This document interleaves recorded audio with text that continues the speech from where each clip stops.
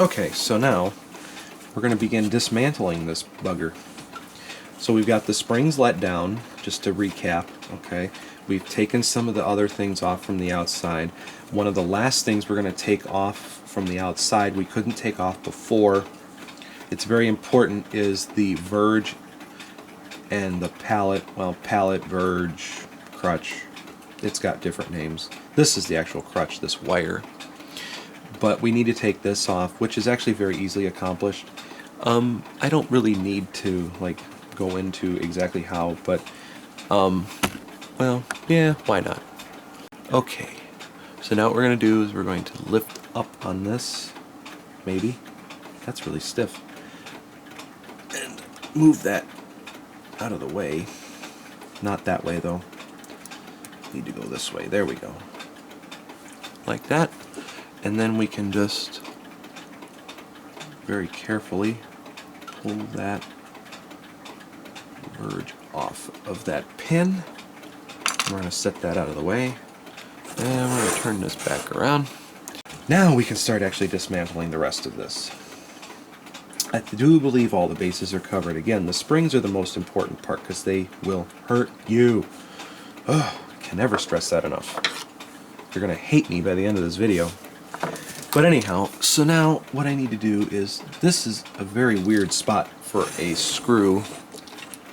There's a really weird spot on here to have a screw, and it's right behind this gear. Okay, it's right there. Well, obviously they want you to go in between here, which honestly scares the crap out of me. But that's where they put it. I don't believe that's going to come out of there. Oh, there we go. Okay, that was lucky. Get my little bucket of stuff here. Okay, and then this one, which didn't seem to be screwed in all the way, but oh well. And then be very careful when messing around near the escapement gear.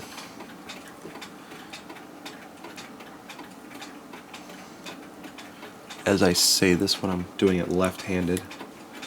Okay. Right here on the bottom.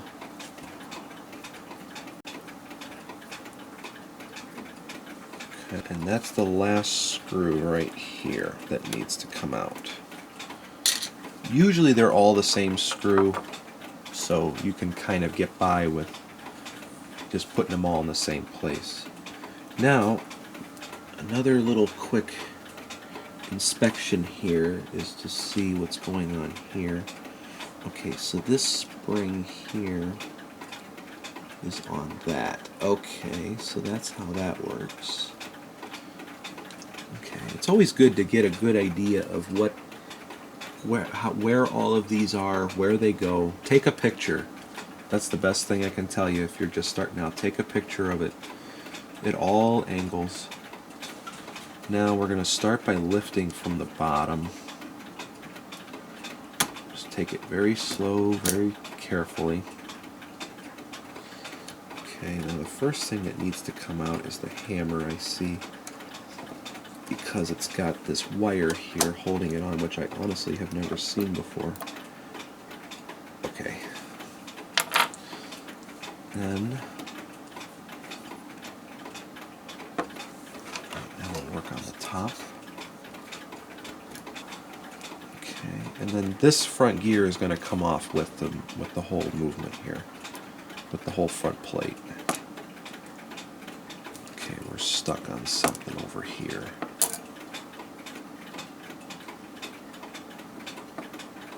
Something somewhere. Oh, it's probably this messed up. I'm not sure what's going on here.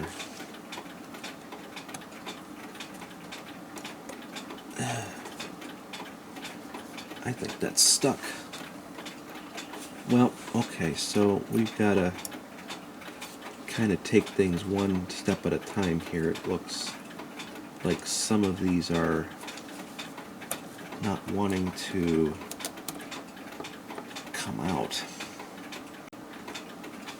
Remember that hammer I said I would never need? Guess what? I don't need it.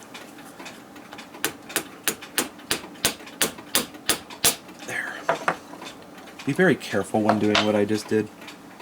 Okay. Now, and you're also going to get the escapement gear, which is the very top gear that kind of sticks out the front, and then just kind of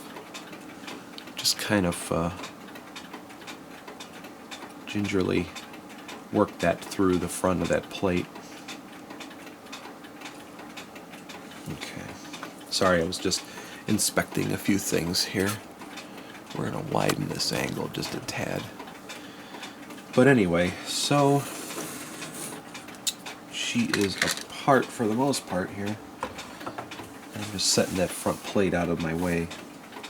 So now I can see what the heck is going on here. And we can just start taking these out. First we'll start with these levers on the top.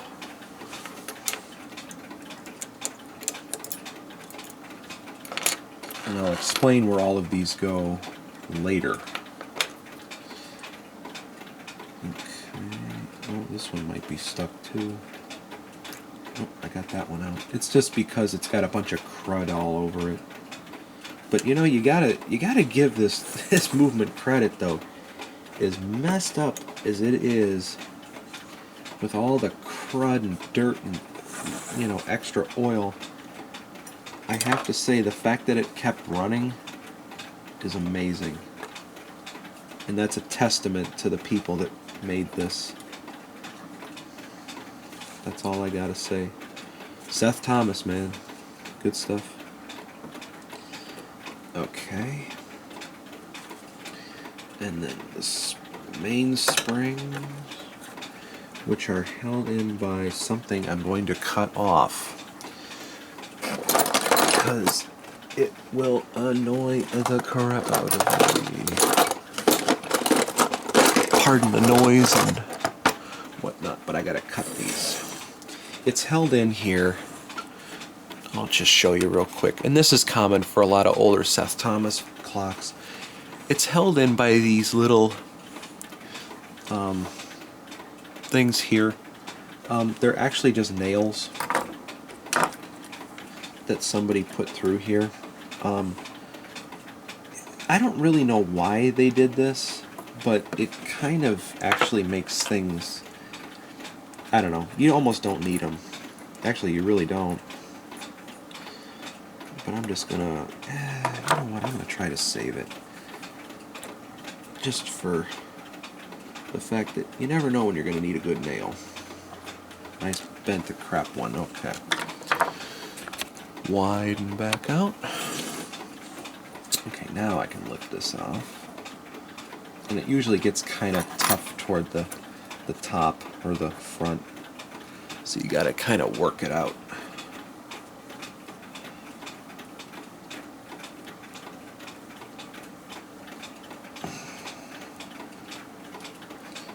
That's common. Okay, that's the time side there. This side here also has the same setup. Let me see here.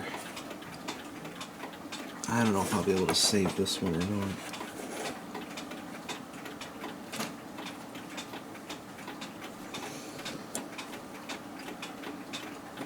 Well, maybe.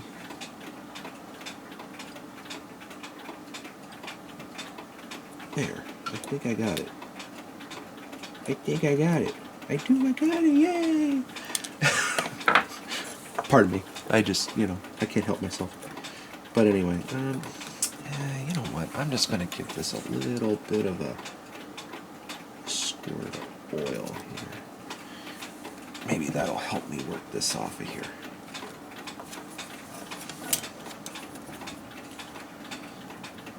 Oil can be your friend or your worst enemy, I swear.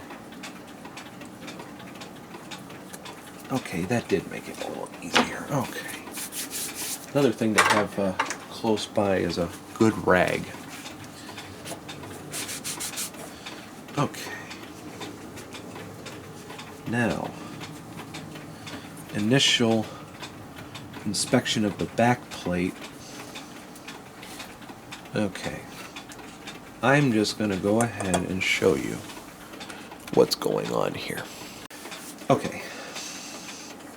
those dental tools I was telling you about, I'm just going to use one of them briefly to illustrate some of the buildup on these. That's all dirt, oil, leftover stuff. I almost did it, but I didn't. Give me credit for that, come on. Alright, and then there's another one here.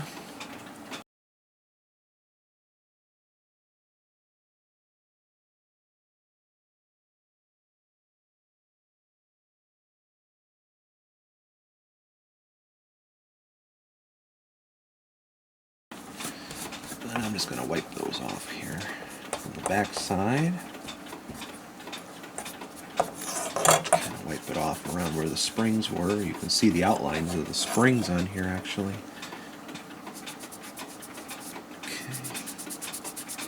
You could actually get away with using a little bit of a solvent like paint thinner or something while doing this, but I don't like to put any other chemicals on here that I don't really need to, but I mean, it's up to you. It's whatever you want to do, whatever you think will make it easier. But I like to give it a good wipe down with a rag all over, back, front, especially around the pivot holes. Okay. And then the front plate over here. A little bit of a build up here. And then actually I'm going to take off this gear. Pardon me. All you need is a small flat bladed screwdriver. And what there is on the other side, there's this little hole right here, okay? And that's a hole for this little doodad to go in. And you'll see when I lift it up, see? And what you do is you lift it up.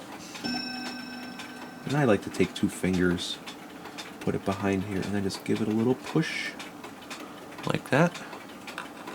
And then if you want to finish it up with a pair of pliers and look cool, you can. Like this, just pull that off, and then the gear comes right off. There we go. Okay, and then we'll just wipe that down real quick.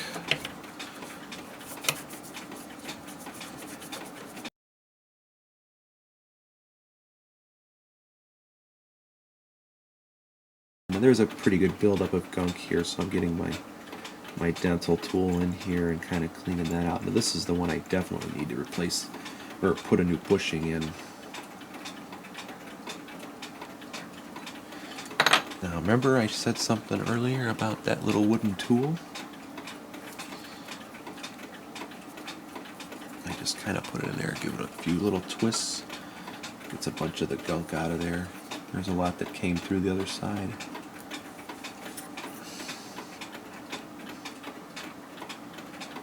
But a lot of what I'm doing here is, it's kind of up to you whether or not you want to do it, because the cleaning process, which I'm going to outline here, is usually pretty good at getting rid of that.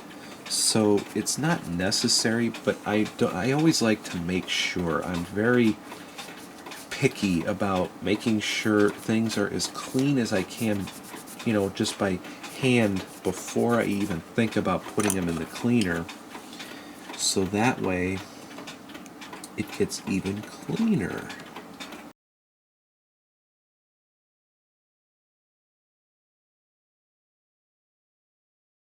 Give this a little bit of a touch up here. A little scrapey scrape. Be careful when you do this, because you do kind of want to keep the movement looking good.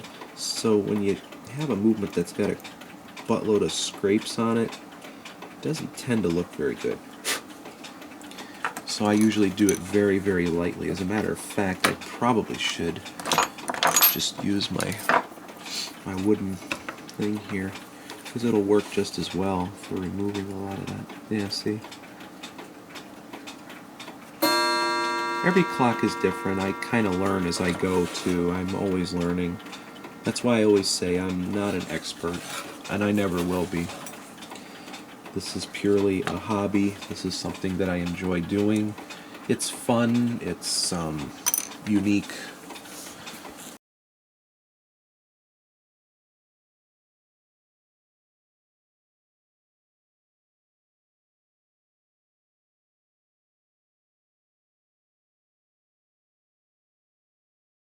And then I like to clean off all the pivots or the ends of the arbors and the gears. Give them a little once over here. Just kind of be careful. You don't want to get a bunch of like rag stuff on there. A good cotton cloth is just fine, but this is just what I happen to have near me, so I'm just kind of working with this. And it works. But you can use whatever you want. And then this here, this is the hour tube and gear. I just take that off. Okay, and then I can clean this. But anyway, I'm going to continue cleaning this here. I will be right back here because it appears my battery is dying. So I will talk to you again real soon.